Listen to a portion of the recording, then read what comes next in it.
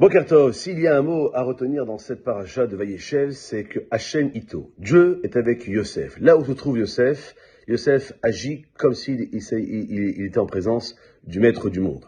Même lorsqu'il était l'esclave d'un Égyptien, la Torah nous dit que son maître vit que Dieu était avec lui.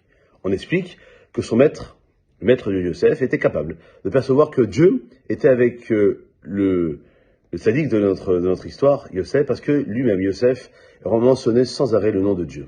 On pourrait se demander en quoi Yosef, à sadique, était-il si exceptionnel. On ne dit pas Baruch Hashem, plutôt, ou bien Mirse Hashem. Est-ce qu'on n'a pas atteint le niveau de Shem, Shamaim, Shagur, Befil, que le nom du ciel était toujours sur ses lèvres? Et la réponse, c'est que Yosef était un tout autre calibre.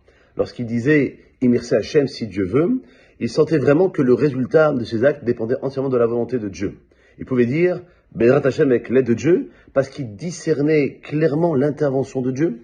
L'expression de sa bouche exprimait le sentiment que Dieu était avec lui. Ces expressions, on les utilise des fois sans compter. On peut dire Merci Hashem sans même penser à Dieu. Souvent les gens écrivent avec l'aide d'Hachem, Bet Samer, Dalet en haut d'un courrier, et puis ils écrivent du Lashon Hara, ou bien des bêtises. Et comprendre que Chamim nous donne ce principe. Regarde la rue où marchent tant de gens, pas un seul d'entre eux ne pense à Dieu. Eh bien nous, on doit essayer de faire en sorte d'agir vraiment dans le sens courant. On a demandé une fois un jour à un rabbin comment il se portait. Et le rabbin a dit bien. Il pensait qu'il ne servait à rien de dire Baruch Hashem sans penser aux mots qui sortaient de sa bouche.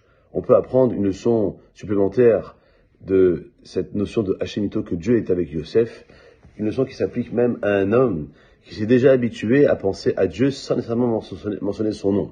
Même parmi les non-religieux, il faut parler de la même façon dont on parle avec ses amis.